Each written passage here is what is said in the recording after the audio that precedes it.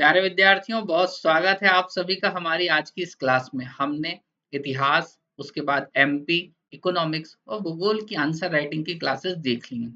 इसके अंतर्गत मैंने आपको बहुत महत्वपूर्ण प्रश्नों पर चर्चा भी कर रखी है और ये भी बता रखा है कि हमारे रामबाण कंटेंट जो है आपको किया नामक एप्लीकेशन पे मिल सकते हैं। यदि आपकी अभी भी इच्छा हो रही है तो मैं कहूँगा ज़्यादा देर नहीं हुई है, आपको सिंपल सा काम करना है। हमारे जो है आप टेलीग्राम चैनल पे जाइए या इसी क्लास के साथ लिंक अटैच रहती हैं क्लास पर, नीचे आप जो है करके देखिएगा डिस्क्रिप्शन में, वहां पर आपको लिंक अटैच रहती है। उस लिंक से आप इस संपूर्ण रामबाण कंटेंट को जो है प्राप्त कर सकते हैं और यदि कम समय में बेहतर नंबर प्राप्त करना चाहते हैं तो बिल्कुल जाकर देखें। आज की क्लास यदि मैं आपसे बोलूं तो सीबीओ, एनजीओ, मूल अधिकार वर्सेस डीपीएसपी के साथ साथ एक और महत्वपूर्ण टॉपिक है जो है केंद्र राज्य संबंधों पे चर्चा। यहाँ से प्रश्न आपको बिल्कुल बनते हैं, तो मैं आपसे कहूंगा कि बड़ी अच्छी तैयारी करके जाना, और नहीं है तो इन क्लासेस को देख के जाना। 2024 का मेंस हो, 2025 का मेंस हो या 2025 का प्री हो, यहाँ से भी मैं आपको प्रश्न बता दूंगा। आप बड़े आराम से इत्मीनान से इन प्रश्नों को देखो और एक एक फैक्ट पर जब मैं चर्चा करूंगा उनको सुनो, आपको लग जाएगा कि नहीं सर वाकई में कुछ बोलते हैं, कुछ मेहनत करते हैं। इस आधार पर चलिए अब शुरुआत करते हैं। फटाफट कमेंट कर दो, मुझे बता दो मेरे प्यारे विद्यार्थी कौन कौन मेरे साथ जुड़ चुके हैं, और सभी का स्वागत है, हृदय से अभिनंदन है। इसी प्रकार आप पढ़ते रहें, आगे बढ़ते रहें। जब तक मैंने आपको बोला है लोग आपके साथ स्ट्रेटजी शेयर करेंगे, लोग बुक्स की चर्चा करेंगे, तब तक मैं आपको उस लेवल पे परिपक्व कर चुका हूँगा कि आप एटलीस्ट बार बार फीस भरने तो बड़े बड़े संस्थानों में नहीं जाएंगे। चलिए, स्वागत है आप सभी लोगों का। ठीक है, बहुत बढ़िया। जुड़ गए हैं सभी लोग? सभी लोगों ने लाइक कर दिया है कि नहीं करा है? और नहीं करा है तो कर दीजिए, अपने मित्रों को बुला लीजिए। सभी का स्वागत है। चलिए शुरुआत करी जाए मेरे प्यारे बच्चों। पहला प्रश्न जो आपके स्क्रीन पे अब दिख रहा होगा, प्रश्न कुछ बनेगा आपका गैर सरकारी संगठनों को लेकर, अर्थात नॉन गवर्नमेंटल ऑर्गेनाइजेशन, जिन्हें आप एनजीओ के नाम से जानते हैं। बात सुनिए, इस आधार पर एक प्रश्न बनाएगा एग्जामिनर आपको कि एनजीओ का मतलब जो एनजीओ है उनके संगठन और उनकी उपादेयता पर चर्चा करिए। तो चूंकि कुछ बिंदुओं को मैं आपके लिए सजा के रख रहा हूं, उनको ध्यान से सुनना, कैसे आंसर्स करेंगे उनको समझना। हम क्या बोलेंगे कि विधि द्वारा स्थापित स्वैच्छिक संगठन जो गैर लाभकारी हो। कैसे हो? गैर लाभकारी, ये आपको याद रखना है। दूसरा एक पॉइंट मैंने यहाँ पर बोला है विधि द्वारा स्थापित, आपको ये पॉइंट याद रखना है, मतलब ये बाकायदे विधि के माध्यम से इनको बनाया जाएगा। अब मैंने यहाँ पर विधियों के नाम या उनसे संबंधित जो प्रावधान है वो इसलिए नहीं लिखे कि कई बार अक्सर एग्जाम के दिन आप उनको हो सकता है भूल जाए। तो मैंने हमेशा बोला है मध्यम मार्ग को अपनाओ, जो आप पढ़ते हो, जो जैन धर्म बौद्ध धर्म के संबंध में आपकी चर्चा जो होंगी, आप उन्हीं को अपने जीवन पे भी एक तरीके से आत्मसात कर लो कि भैया अपने को उस तरफ नहीं जाना है जिससे हमारा आंसर या लिखी लिखाई मेहनत गलत हो जाए।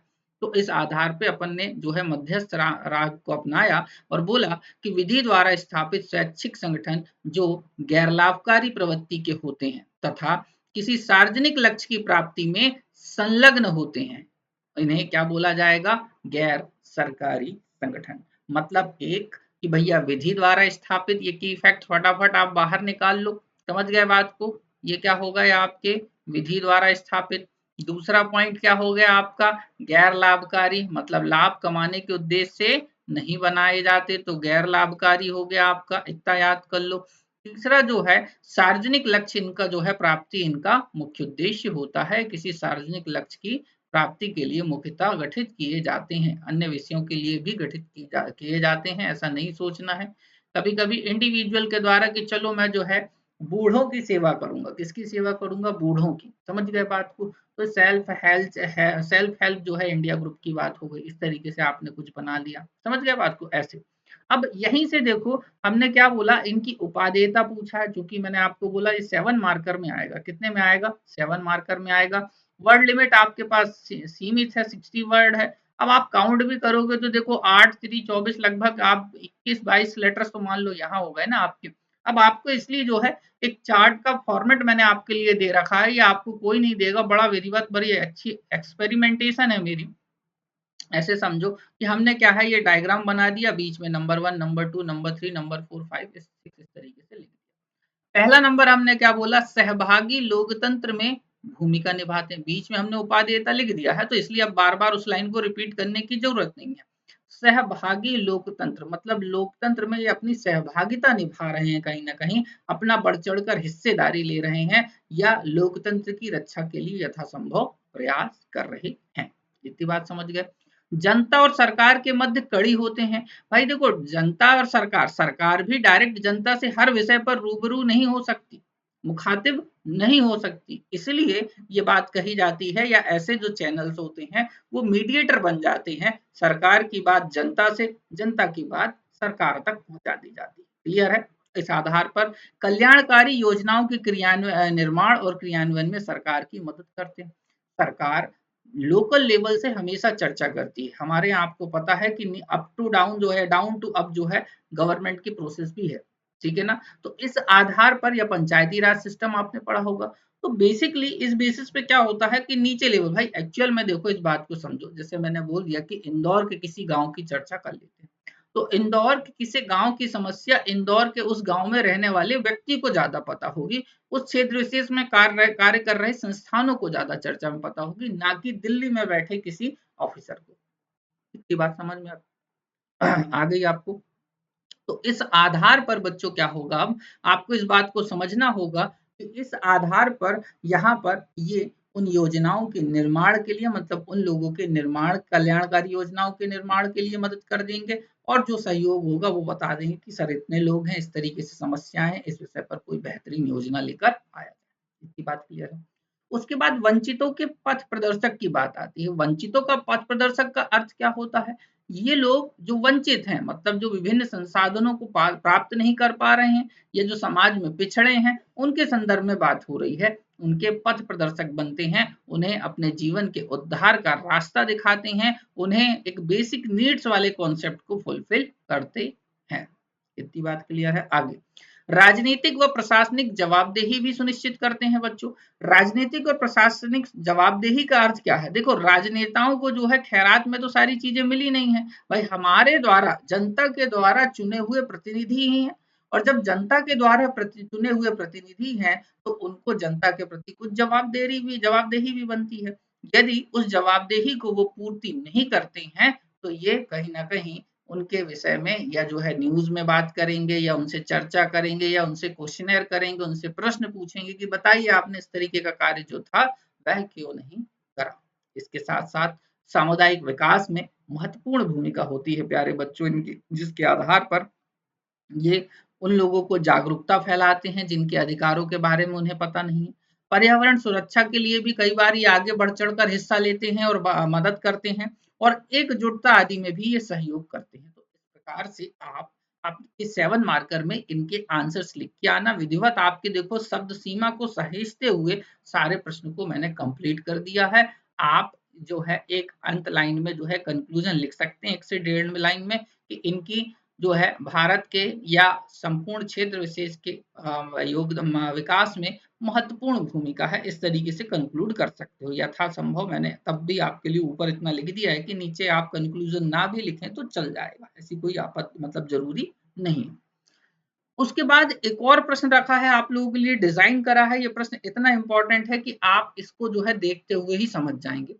आपसे जो है अब दूसरा प्रश्न बनाया कि समुदाय आधारित संगठनों की विशेषताएं आपको लिखनी है। समुदाय आधारित संगठन, सीबीओ, आपने देखा होगा सिलेबस में लिखा है, नहीं लिख देखा है तो चेक करना अपने सिलेबस में। सारे प्रश्न आपके लिए इंपॉर्टेंट हैं, सारे प्रश्न आपके लिए ही करवा रहा हूं, और खासकर आप लोगों की उन चिंताओं को समाप्त कर रहा हूं कि सर हिस्ट्री, पॉलिटी, और जो आपने हिस्ट्री इकोनॉमिक्स और जो उद्यमिता शुरू करी है ना, उसके बाद कुछ होगा क्या? तो मैं आपको बता दे रहा हूं कि यहाँ पर लेवल हर चीज का रखा गया है। मैंने आपको ज्योग्राफी की भी आंसर राइटिंग और अपने ओरिजिनल आंसर्स दिए हैं, किसी के कॉपी पेस्ट आपको करके नहीं दिए। तो आप ज्योग्राफी के स्तर को जांच सकते हैं कि किस लेवल के आंसर्स आपको दिए जाएंगे। एक चीज, पॉलिटी की क्लास में मैं आज आपको पॉलिटी के भी आंसर्स दे रहा हूं, तो आप इस बात को भी भली भांति परिचित हो जाएंगे कि पॉलिटी के आंसर्स कैसे होंगे।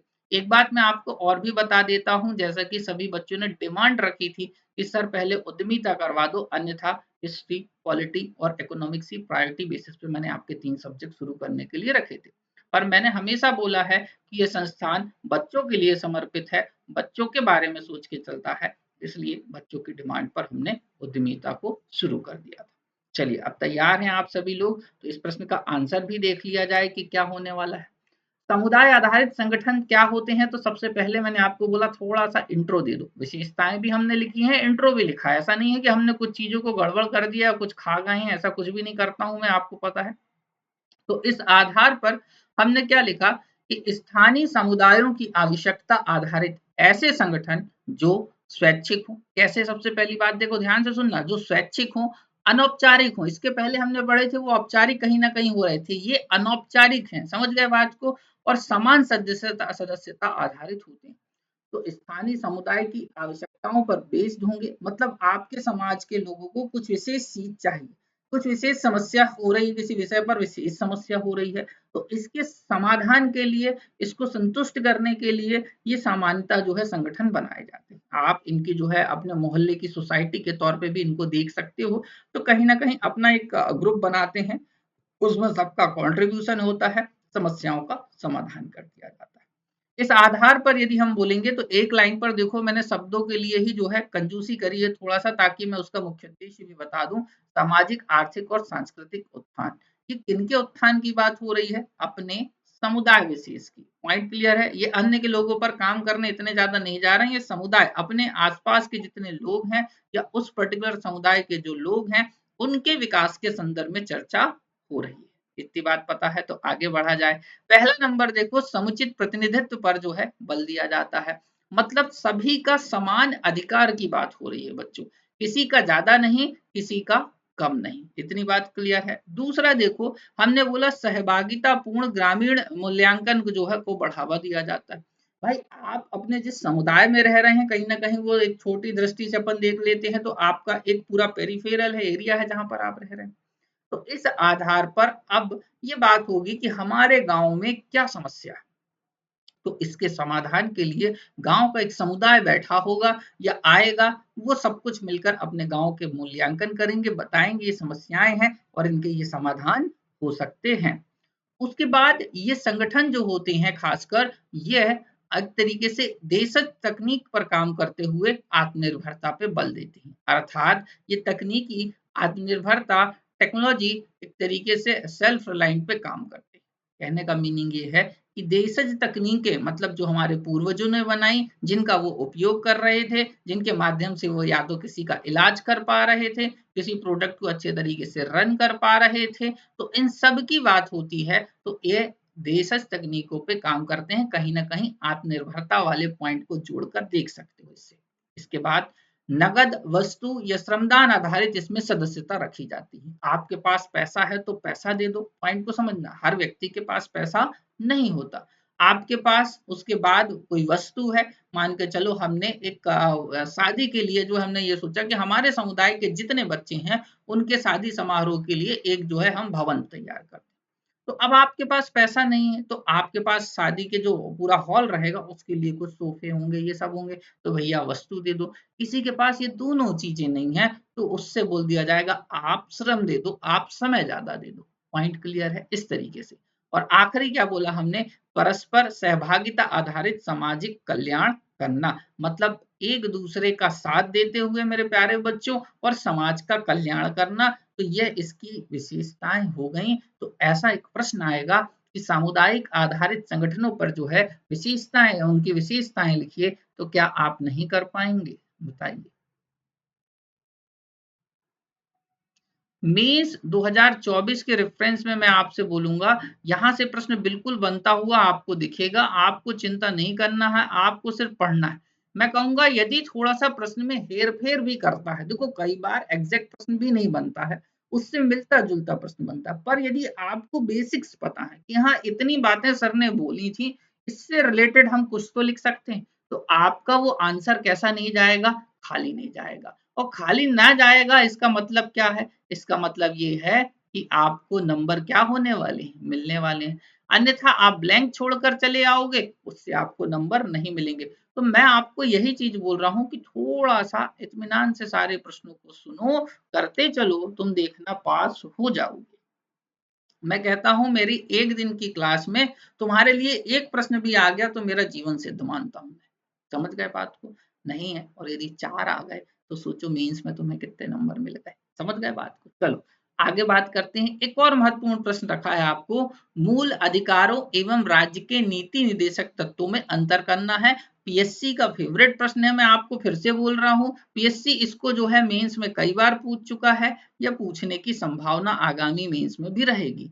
आपको क्या करना है? क्या ये केवल प्री में का मतलब मेंस में कामगार है? मैं कहूंगा नहीं, आपको इसको प्री के रेफरेंस में भी कर लेना है। इतना पढ़ लोगे, एक प्रश्न एसएससी एसएससी के साथ जो है रेलवे, रेलवे के साथ जो है व्यापम, इन सारे प्रश्नों में यहाँ से एक प्रश्न आपको मिल जाता है, और बड़ा आसान कर रखा है। देखो ध्यान से सुनो, आपको बन जाएगा। कैसे?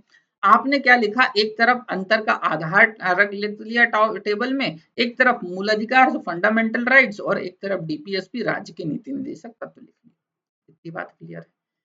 जल्दी से मुझे एक बार बता दो कि हाँ हम सर बढ़िया अच्छे से आपकी बातों को सुन रहे हैं, हमको सर बातें समझ में भी आ रही हैं, आप बताते जाइए, हमें कोई दिक्कत नहीं हो रही। जल्दी बताओ तो एक बार।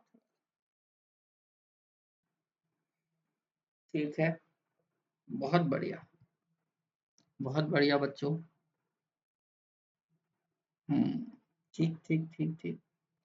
ऐसे ही थोड़ा सा ध्यान से सारी चीजों को सुनते चलना। और ये मैंने आपको बोला है चूंकि आपके प्री के लिए भी इम्पोर्टेंट है, तो आपको उस बात को भी समझते हुए चलना है कि हाँ सर प्री के भी प्रश्न आप करवा दे रहे हो। तो चलो देखो अब अच्छे से कि क्या आगे की पटकथा लिखी जा रही है। तो हमने सबसे पहला कि संविधान में उल्लेख कहाँ है, ये पॉइंट मेंशन कर दिया। अब बार बार रिपीट ना हो इसलिए अंतर का आधार वाला बॉक्स मैंने बोला सेपरेट कर दो। भाग 3 में और भाग 4 में मूल अधिकार, भाग 3 राज्य के नीति निर्देशक तत्व जो है भाग 4। प्रेरित किससे हैं, कहां से लिए गए हैं? तो आपको पता है फंडामेंटल राइट्स जो है कहां से लिए गए हैं, अमेरिका यूएसए से लिए गए हैं। और यदि राज्य के नीति निर्देशक तत्व की बात कर लें तो आयरलैंड से लिए गए हैं। कहां से लिए गए हैं? आयरिश संविधान या आयरलैंड से, ऐसे याद कर लो, या अमेरिकी संविधान या अमेरिका, ऐसे याद कर लो। प्रकृति कैसी है, ये प्रश्न बिल्कुल पूछता है। ये प्रश्न आपको प्री में बना लेता है कि मूल अधिकार की प्रकृति है, इतना लिख के छोड़ देगा। ए ऑप्शन दे देगा न्यायिक, बी ऑप्शन दे देगा गैर न्यायिक, सी ऑप्शन दे देगा कुछ और डी कुछ और। इस तरीके से 4 ऑप्शन आपको फ्रेम कर देगा। आपको याद रखना है कि मूल अधिकार कैसे हैं, न्यायिक। दैट मीन्स न्यायालय में इनके विषय में यदि इनका हनन होता है तो न्यायालय में इनके विरुद्ध जो है सुनवाई भी हो जाएगी, और न्यायालय जो है आपके मौलिक अधिकारों की रक्षा करता है। इतनी बात क्लियर है? पर जब डीपीएसपी के बारे में बात होगी तो यह जो है गैर न्यायिक कहला जाएंगे, अर्थात इनका कोई हनन करता है तो आप उसकी रक्षा के लिए सुप्रीम कोर्ट नहीं जा सकते। इतनी बात क्लियर है? उसके बाद में उद्देश्य लिख दो भाई, इनका उद्देश्य क्या है, नागरिक लोकतंत्र की स्थापना करना, मूल अधिकार का उद्देश्य हो गया।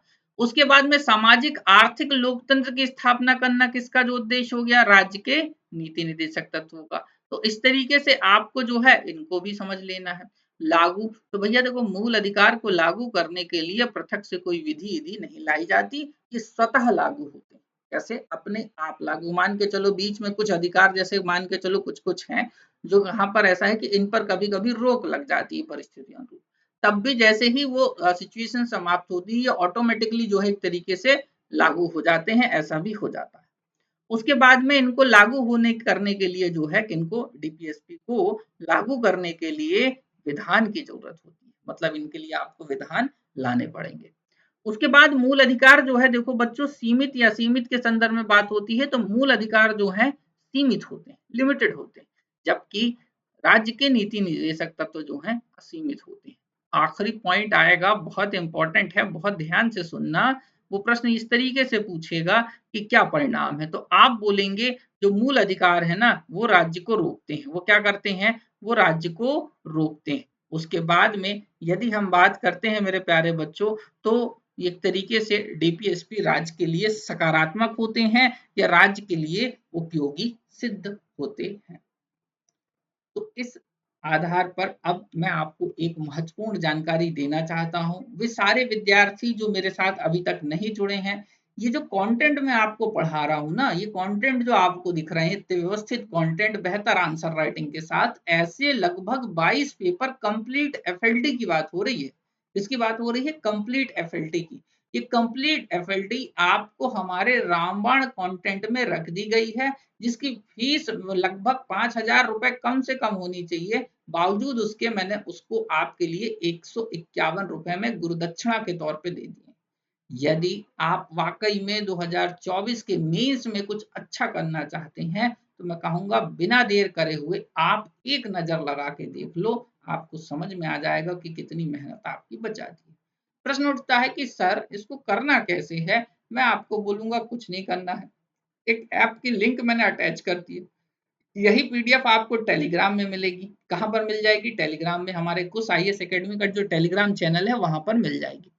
आप जाइए, एप्लीकेशन को ओपन करिए, वहां पर 4 कोर्सेस आपको दिख रहे हैं, 4 में से एक कोर्स यही है, ऐसा ही आपको वहां पर बैनर लगा हुआ दिख जाएगा। फटाफट परचेज कर लो, फटाफट पढ़ लो और पेपर देने चले जाओ। बाकी फिर आपकी इच्छा है, ईश्वर आपको सद्बुद्धि दे। तो ये इस आधार पर कॉम्बो बैच, इकोनॉमिक्स का स्पेशल बैच, ईसिप का स्पेशल बैच और अदर हमारे लिंक्स को फॉलो करना आप लोग ना भूलें। अब यदि मैं आपको एक बात और बता दूं, कुछ टेक्निकल इश्यूज के कारण कभी कभी वीडियो पॉज हो जाता है, मतलब मैं आपको दिखना बंद हो जाता हूँ, तो भी आप उसकी चिंता ना करें। आपको कंटेंट दिखेगा, मेरी आंसर राइटिंग दिख जाएगी, मैं लिखता भी रहूंगा, बस मैं स्थिर हो जाऊंगा, जादू स्टैच्यू। समझ गए बात को? तो उसमें परेशान नहीं होना है, पढ़ते रहना है यदि ऐसा कुछ होए तो, अन्यथा सब कुछ चल रहा है भगवान की दया से। नेक्स्ट प्रश्न और इम्पोर्टेंट प्रश्न आता है बच्चों। अब देखो, केंद्र राज्य संबंध, ये भी आपके सिलेबस में डायरेक्ट दिया हुआ है और पीएससी बार बार इनसे प्रश्न बनाता है, तो इनमें भी चर्चा हो जाए। केंद्र राज्य विधायी संबंधों पे चर्चा हो रही है, वैसे तो प्रशासनिक भी हैं और अन्य भी हैं, इनकी भी चर्चा होती है, पर मैं यहाँ पर आपसे सिर्फ जो है केंद्रीय संबंधों की चर्चा कर रहा हूँ, विधायी संबंधों की। तो देखिए, केंद्र और राज्य के संबंध में विधि से संबंधित क्या क्या नियम बनाए गए हैं, क्या क्या कानून है, कैसे लागू करना है, इन सब की चर्चा यहाँ पर होने वाली है। क्लियर है? इतनी बात क्लियर है तो बता दो जल्दी से। बिल्कुल, बहुत बढ़िया बच्चों, बहुत सही।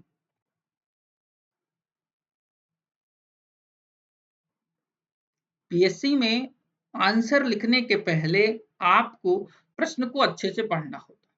यदि प्रश्न को आपको आपने पढ़ लिया, आपने रूपरेखा तैयार कर ली, तो मैं कहूंगा आप बेहतर आंसर लिखने चले जाएंगे। इस आधार पर अब मैं शुरुआत करता हूं, तो आप इसको देखें क्या लिखा है इंट्रो में। भारतीय संविधान में केंद्र राज्य संबंध संघवाद की ओर उन्मुख है, मतलब संघ की तरफ झुकाव ज्यादा है, ऐसे मान लो।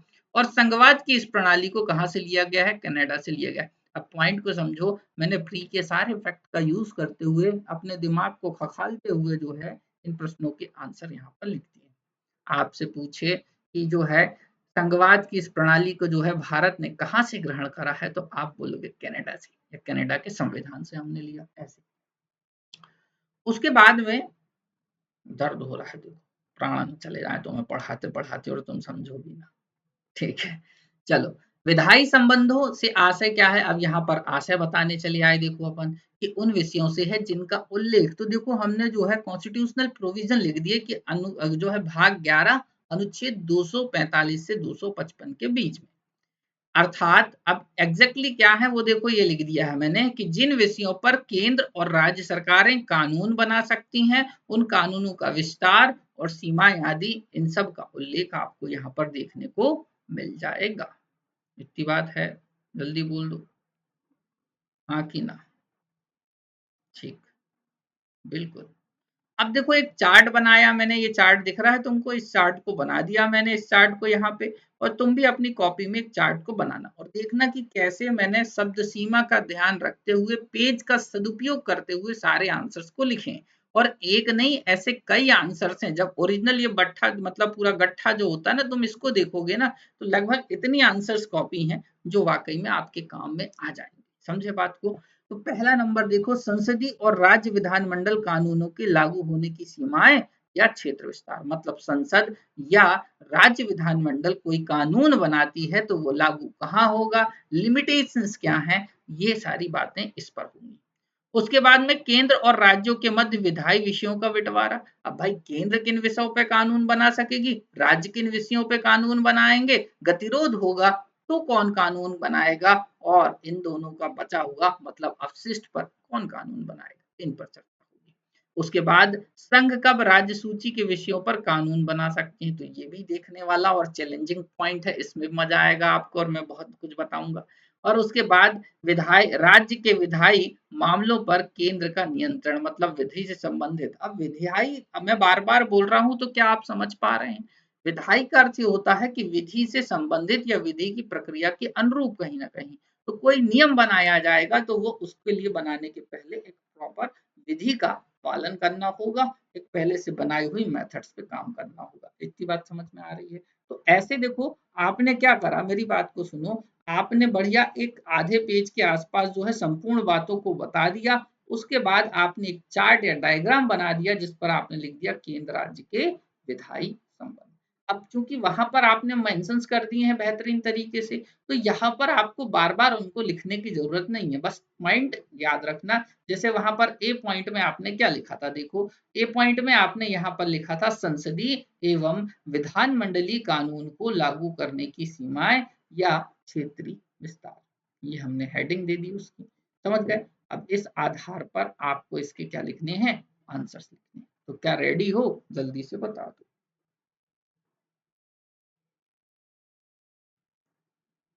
ठीक, चलो तो इस आधार पर मैं आपको बताता हूं। देखो सबसे पहला पॉइंट आता है कि संसदीय कानून संपूर्ण भारतीय राज्य क्षेत्र में लागू होंगे। बहुत सही बात है, ये तो आपको पता होगी कि संसद ने कानून बनाया है तो भारत का एक पर्टिकुलर राज्य क्षेत्र है, भारत का क्या है, एक पर्टिकुलर राज्य क्षेत्र है। तो इस राज्य क्षेत्र के संदर्भ में यदि मैं आपसे बात करूंगा तो राज्य क्षेत्र को आपको पता है, ये जो भारत की जो सीमाएं है ना उनकी चर्चा हो रही है, ठीक है, इस तरीके से।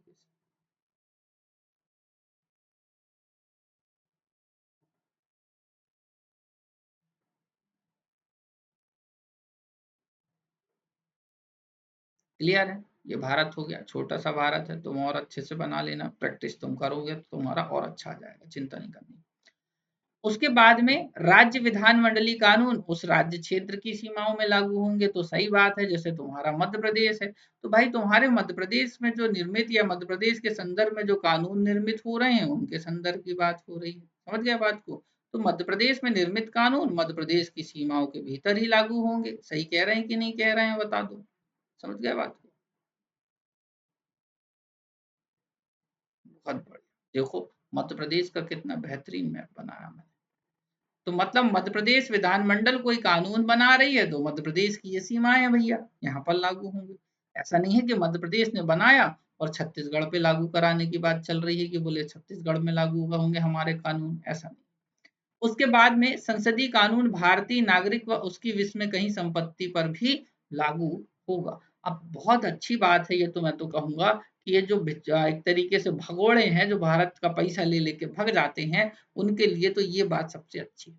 बढ़िया, भारत में एक तरीके से कोई सा बड़ा सा कांड करा, हेलीकॉप्टर या चॉपर में बैठ के बाहर भग गए। इन लोगों के लिए इस तरीके के कानून होना जरूरी है। तो संसद कोई भी कानून बनाएगी वो भारत के हर नागरिक पर लागू होंगे और उसकी विश्व में कहीं संपत्ति है उस पर भी लागू होगा। उसके बाद में सेकंड देखो, अब पहले पॉइंट का एक्सप्लेनेशन कर दिया है तुमने, तो सेकंड पॉइंट देखो कि केंद्र एवं राज्य के मध्य विधायी विषयों का बंटवारा। अब भैया किन किन विषय पर केंद्र कानून बनाएगी, किन विषय पर राज्य सरकार कानून बनाएगी, ताकि इनके बीच में झगड़ा कम से कम हो। इस आधार पर इसका वर्णन देखो अनुसूची 7 में करा गया है। किसमें करा गया है, अनुसूची 7 में करा गया है। उसके बाद में संघ सूची के विषयों में संसद कानून बना सकेगी, मतलब संघ से संबंधित मैटर है बच्चों तो उस पर कानून कौन बनाएगी, संसद। और सासे संसद सासे सौ, सासे संसद सासे सौ, सासे संसद सासे सौ, 2-3 बार बोल लो हो जाएगा यार, समझ गए बात को। उसके बाद राज्य सूची के विषयों में राज्य विधानमंडल कानून बनाएगी। हाँ भाई, वर्तमान में देखो इनकी संख्या हो गई है 61, मतलब संघ या केंद्र सरकार ऐसे मान लो कि 100 विषयों पे कानून बना लेगी, तो वहीं राज्य सरकार जो है 61 विषयों पे कानून बना पाएगी। उसके बाद बचती है संवर्ती सूची। तो संवर्ती सूची के विषयों में संसद एवं राज्य विधानमंडल एक तरीके से, हालांकि परिस्थिति अनुरूप दोनों में प्राथमिकता दी गई, मतलब केंद्र को प्राथमिकता दी गई, ऐसे मान लो। संसदीय संवर्ती सूची के जो विषय हैं उस पर केंद्र भी कानून बनाएगी, राज्य सरकार भी कानून बना लेगी। यद्यपि जब दोनों के बीच में टकराहट होगी, मतलब एक ही कानून को लेकर दोनों बनाएंगे और ये देखा जाएगा कि इन दोनों के कानून एक दूसरे के विरोधाभासी हैं, तो इस परिस्थिति में केंद्र को महत्ता दी गई है, केंद्र को इंपॉर्टेंस दिया गया है। इतनी बात समझ में आ गई। आगे इसी के साथ साथ अब कुछ सब्जेक्ट ऐसे रहते हैं जहां पर केंद्र ध्यान नहीं दे पाती, राज्य सरकार ध्यान नहीं दे पाती, तो इस आधार पर एक और सूची बना के रखी गई है जिसका नाम है अवशिष्ट सूची।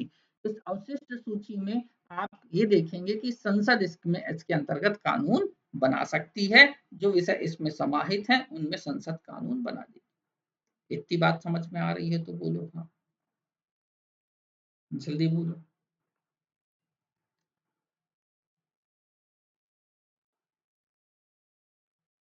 ठीक, अब उसके बाद ध्यान से सुनो कि सामान्य, अब बात हो रही है थर्ड पॉइंट की। कौन से पॉइंट की? थर्ड पॉइंट की। थर्ड पॉइंट हमने क्या बोला?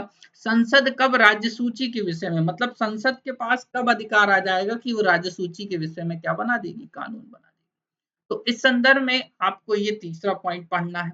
आप क्या बोलेंगे? देखो कब जो है बना पाएगी, तो सामान्यतः राज्य विधान मंडल, परंतु निम्न परिस्थितियों में संसद, मतलब नॉर्मली तो राज्य विधान मंडल ही बनाएगा कानून, पर जब जैसे आपातकाल हो रहा है या अन्य समस्या आ रही तब क्या होगा? देखो, तो राष्ट्रहित में यदि राज्यसभा ऐसा कानून बनाने की अनुमति दे दे, मतलब जो है अपर हाउस ऑफ जो इंडिया है या पार्लियामेंट है, यदि वो एक तरीके से अनुमति दे दे कि राज्य सूची के विषय में केंद्र सरकार कानून बनाएगी, तो उसे बनाना पड़ेगा। एक दूसरा, राष्ट्रीय आपातकाल की स्थिति में संसद को स्वतः ये अधिकार मिल जाता है। यदि राष्ट्रीय आपातकाल देश में लगा हुआ है तो ऑटोमेटिकली ये पावर शिफ्ट हो जाती है किसके तरफ? आपकी केंद्र की तरफ।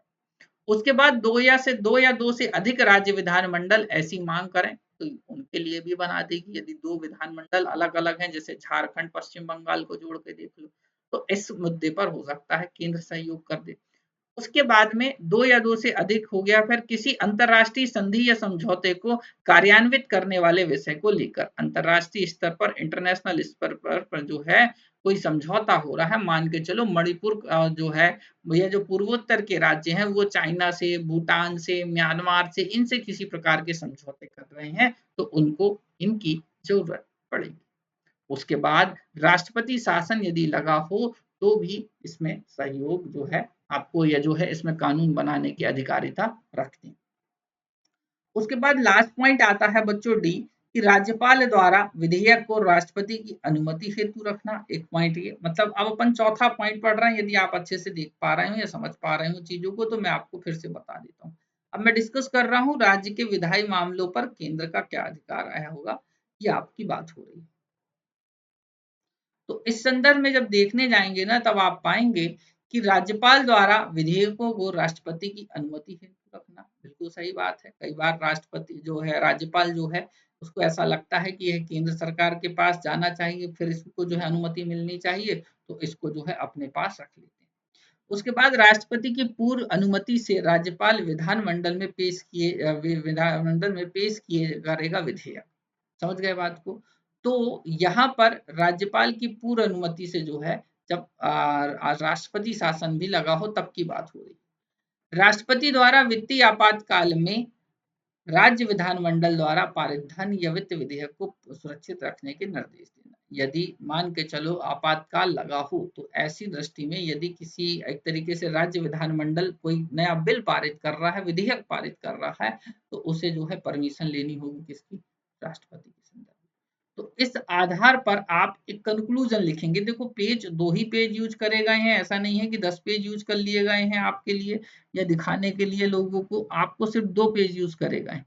इन 2 पेजों के रेफरेंस में आपको ये समझना है कि उपर्युक्त विवेचन के आधार पर केंद्र राज्य के बीच वर्गीकृत इन विषयों में से यह अनुमान लगाया जा सकता है कि संविधान में संतुलन व सामंजस्य एवं सामंजस्य बनाए रखने के लिए सारे प्रावधान करें। तो संविधान में भी टकराहट ना हो, लोगों में भी टकराहट ना हो, और सब मिलजुल कर क्या करें? अपने अपने काम करें। इस आधार पर यदि आपको हमारा सेशन अच्छा लगा है तो मैं कहूंगा भैया लाइक कर दीजिए, इतना सोचने की क्या जरूरत है। उसके बाद में ज्यादा से ज्यादा लोगों तक शेयर करो, कमेंट करके ये बताओ कि वाकई में यह कैसा वीडियो लगा, अच्छा बुरा सब में आपकी राय स्वागत है। और उसके साथ में आपको बोलूंगा चैनल को सब्सक्राइब नहीं करा है तो कर लो, इतना देरी किस बात की। मैं मिलूंगा नेक्स्ट वीडियो के साथ। जय हिंद, जय भारत और धन्यवाद।